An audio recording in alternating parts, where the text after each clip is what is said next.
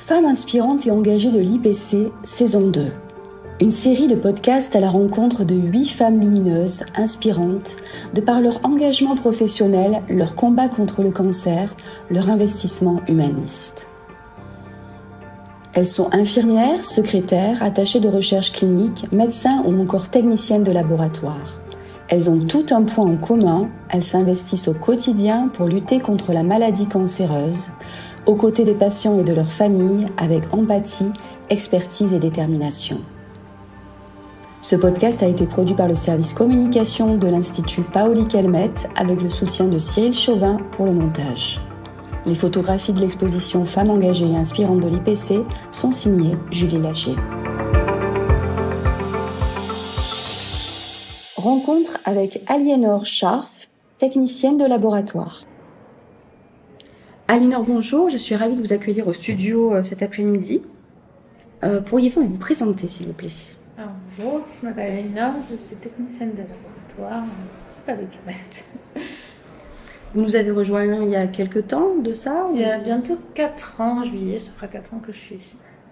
Pourriez-vous nous dire un petit peu en quoi ça consiste le métier de technicienne de laboratoire ? Alors c'est très vaste et ça dépend des services, ça dépend de ce qu'on fait exactement. Dans le service qui est le vôtre, par exemple, qui est lequel d'ailleurs ? De thérapie cellulaire. De thérapie cellulaire. Je suis depuis octobre, avant j'étais en hématologie spécialisée. Alors dans le service, il y a plusieurs postes, on suit les patients qui ont des protocoles.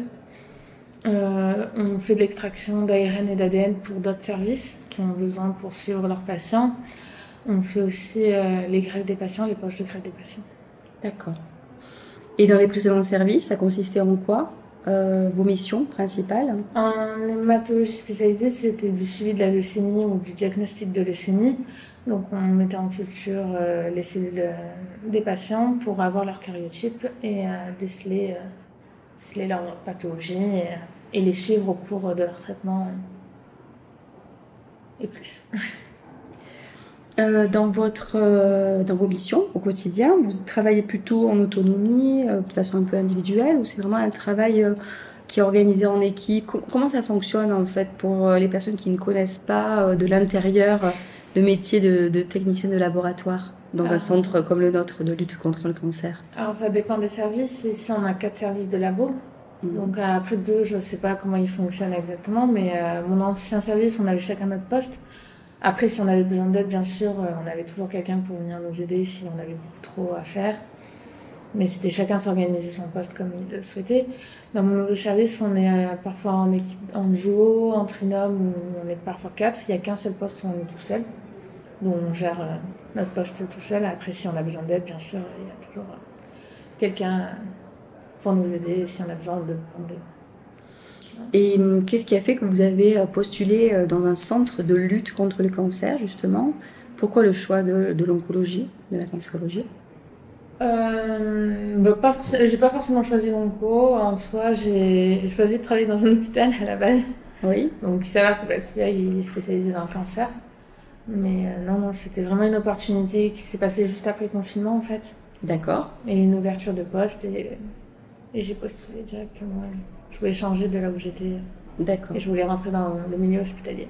Et justement, qu'est-ce que vous apporte le milieu hospitalier versus le milieu dans lequel vous étiez auparavant ? Il y a un peu plus d'avantages. Les horaires aussi de travail qu'on a ici, qui sont pas mal. Et c'est vrai que mon ancien boulot, c'était pas non plus... Oui, bon, c'était... Le meilleur boulot du monde, c'était le premier boulot. Oui, c'est une première expérience professionnelle. Il en faut une. C'est ça. Puis après, ça permet de savoir ce qu'on aime, ce qu'on aime moins, avec qui on a envie de travailler ou pas. Exactement. Et de rebondir sur de nouvelles opportunités. Et les études qu'il faut faire pour être technicienne de laboratoire, en quoi ça consiste concrètement ? Alors, il y a 3 BTS pour faire le tech de labo. Et il y en a un qui est plus spécialisé dans le milieu médical, c'est le BTS analyse biomédicale. D'accord. J'ai pas fait celui-là. J'ai fait le BTS bioanalyse et contrôle, qui en fait c'est tout ce qui est contrôle qualité à la base, donc dans le pharmaceutique, dans le cosmétique, dans l'agroalimentaire. Après on peut faire du médical, c'est juste qu'on n'a pas le certificat de prélèvement D'accord. Mais à l'IPC, on n'en a pas besoin parce que c'est les infirmières ou PC Bio qui prélèvent les patients pour nous. D'accord, donc qui ont cette certification. C'est ça, qui ont cette certification, donc on n'en a pas besoin pour travailler ici, même si c'est dans le milieu du médical. Très bien.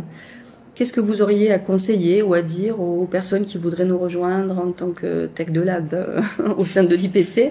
Un conseil ou une plus jeune génération qui s'oriente vers ce type de formation ou de métier? D'essayer un peu tout, de voir tout. Et comme ça, on peut bien choisir là où on veut rester et ce qu'on veut faire exactement. Ce qui nous plaît, comment on aime travailler aussi. Parce qu'il y en a qui n'aiment pas travailler en équipe, il y en a qui aiment travailler seul devant sa paillasse. Il faut qu'ils découvrent. D'accord. Et vous avez des passions qui vous animent, des choses qui vous motivent au quotidien, indépendamment du travail, qui est important, mais qui ne...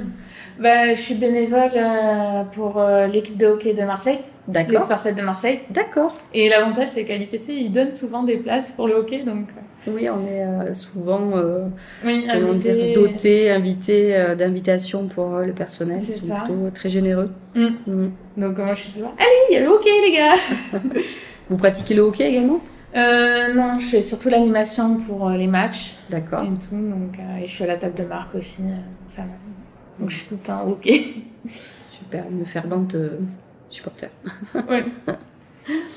Écoutez, merci beaucoup pour ce temps d'échange et puis je vous souhaite une très bonne fin de journée. Merci vous aussi. Je remercie chaleureusement notre invité de ce jour pour son propos stimulant et motivant. Un grand merci à nos auditrices et auditeurs pour leur écoute bienveillante. Si le podcast vous a plu, faites-le savoir autour de vous en laissant des avis et un maximum d'étoiles. Merci, à la semaine prochaine.